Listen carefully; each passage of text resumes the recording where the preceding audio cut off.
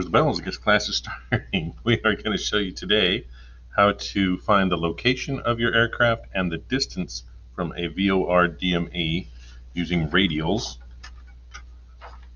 Okay, and so this is what we're going to look at. We're going to look at the Cortez, Farmington, and Durango radials, which are here. This is Cortez, Farmington, and Durango.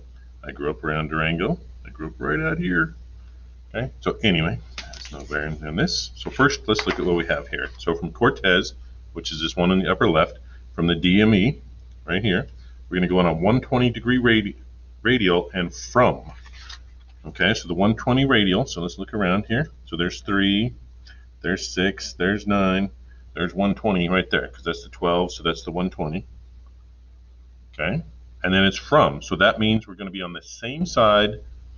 The aircraft is on the same side as the radial, right? It's like we divided this in half.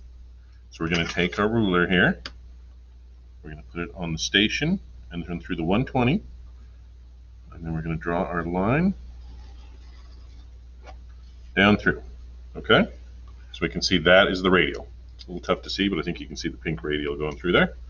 Okay, let's look at the next one. The next one, it said we had from Farmington, VOR-TAC, we were at 335-degree radial, and again, from. So now let's look down here at Farmington. So this is Farmington. We're at 335. There's the 3,300. I'm not 3,300, 330. So that'd be 340. So this is 335 right here. And again, it's from, so it's going to be on the same side. The aircraft will be on the same side of the station as the radial. And so now let's draw our line for this one. Coming up through here, you can see that's about where the aircraft should be. So let's do our third one and verify everything.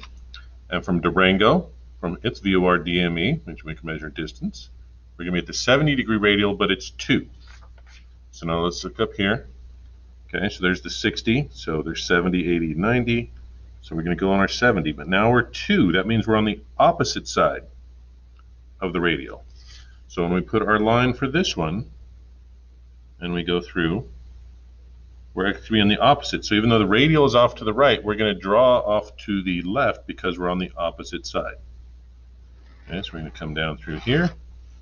And you can see those 3 things cross right here. And so basically we're above Red Mesa. I don't know if you see that. Let me zoom in a little bit so you can see. So this is where our aircraft is sitting. Okay, so those are the radials. Now we're going to use, because it's a DME, and because we're doing from, and to, we don't know for sure, but we're kind of assuming we're going to go to the Durango airport. And so we're trying to figure out the distance from the aircraft to Durango. So what this really means is Durango sits over here. Okay, Red Mesa, where I'm at, is over here. But I'm really way up here in the air. So my aircraft is up in the air.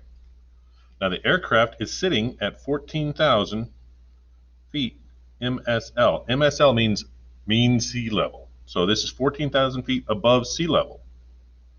Okay, well Red Mesa is 6,495 feet above sea level. We want to figure out how far above the ground, above ground level, is my aircraft. And then we also want to figure out how far Red Mesa is from Durango, and that will let us determine what the DME will read, because it's the distance from the actual aircraft to Durango. Okay, so it's this hypotenuse, this not horizontal. So this is my horizontal distance from Red Mesa to Durango, and this is my vertical distance from Red Mesa to the aircraft. When I put those two together using Pythagorean theorem, I'll have what the VOR-DME is going to read, the distance from the aircraft to Durango. So first we have to find out how high I am above the ground. So we're going to take our 14,000 and we're going to subtract the 6,495. And we're going to get that we're 7,505 feet. Okay?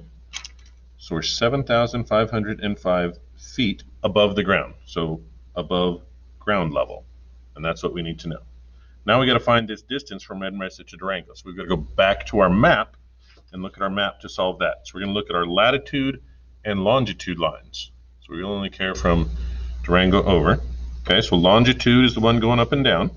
And so we're going to look basically straight down from Mesa, which is about there, and straight down from Durango, which is about there.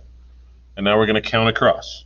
So we're going to go 1, 2, 3, 4, 5, 6, 7, 8, 9, 10, 11, 12, 13, 14, 15, 16, 17, 18, 19, 20, 21, 22, 23, 24, 25, 26. So we're 26 nautical miles. Okay, so we're going to write another thing, and we're going to make another triangle. We're 26 nautical miles on the horizontal part, right? Because Durango is at an angle from Red Mesa, so we're going to count horizontally over and then vertically over. So how many longitudinal marks and how many latitude marks. Now, because each mark is 1 nautical mile, and I counted 26 marks, it's 26 nautical miles horizontally, right? East-west. And now we're going to look north-south, and we're going to see how far away we are there. So again, we're going to go straight across, try to look where Durango is. It looks like it's about on that one, and Red Mesa looks like he's about on this one. Okay, might not, those are tough. I probably should use a ruler here. Tried to get myself, that was pretty good there. I'm pretty good there. I might be off a little. This might be a little below, but we're going to get close. We're mainly learning how. If we don't get exact, we're okay. Okay, so that one's pretty easy to count. So it's 1, 2, 3. So this is 3 nautical miles that way. So my actual distance, okay, my actual distance is from here across. So again, it's another triangle. So I'm just going to convert these things over. But this distance here, this line here, is that line there. So we're going to find this distance. That is my distance from Red Mesa to Durango. Now, we have this in feet. So I kind of need things in feet so everything works, or I need things in all nautical miles. But I'm going to convert everything to feet. I know 1 nautical mile is 6,076 feet. So I'm going to convert these down here. So I'm going to take 26 nautical miles, and I'm going to multiply it by the 6,076 feet per mile, and I'm going to get 157,976. So it's 157,976 feet. And then I'm going to do the same with 3. 3 times the 6,076. I'm going to get 1,000. Oh, it's really blinding there. 1,000 or 18,228. 18,228 feet. And now I'm going to use these two numbers with Pythagorean theorem to find this line up here in pink. Okay? So I'm going to take the square root of the 157,976 squared plus the 18,228 squared, right? That's going to be my pink line. That's going to be my distance from Durango to Red Mesa. It'd be nice if this showed up a little bit better. I'm not sure why it's so awful. Okay, second square root. And we're doing what we had, 157,976 squared plus 18,228 squared. And we get 159,024. 159,024 feet. So that's this line down here. 159,024 feet. And now I'm just going to do another triangle. Find the hypotenuse. I'm going to take this squared plus this squared to get that squared. So I'm going to take the square root of these two things added together. Okay, so let's do that again.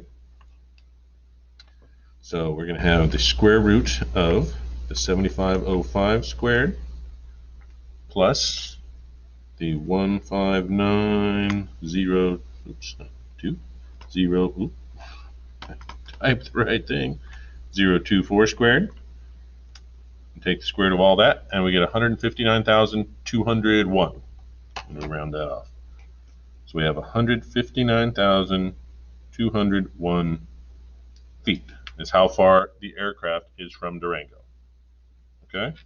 Now we can convert that back into nautical miles. We'd rather know nautical miles, which a lot of times we would, because feet, how many is 159,000 feet? It's really hard. We don't use that very often. So we're just going to divide this by the 6,076. And we get 26.2 somewhere, 26.2 nautical miles. Now you could also convert it into normal miles that we normally use. I don't know if they're really called normal miles, but the miles that you're used to when you're driving down the road. 1 mile is 5,280 feet, and then 1 nautical mile is 1.15 miles. So you can use any of these to convert any of these numbers to whatever you need. But now we know where our aircraft is located, okay, based on my radials from my VORs. I know I'm about Red Mesa, and now I know my aircraft from Durango is 26.2 nautical miles. And you notice it didn't change much, right? It was 26. It was basically 26 nautical miles when it was going flat. It doesn't change a lot. Where this really changes is when we get closer to an airport. Okay, if I was only 5 nautical miles out and still, 7,500 feet high, then this number would change quite a bit compared to this horizontal land distance.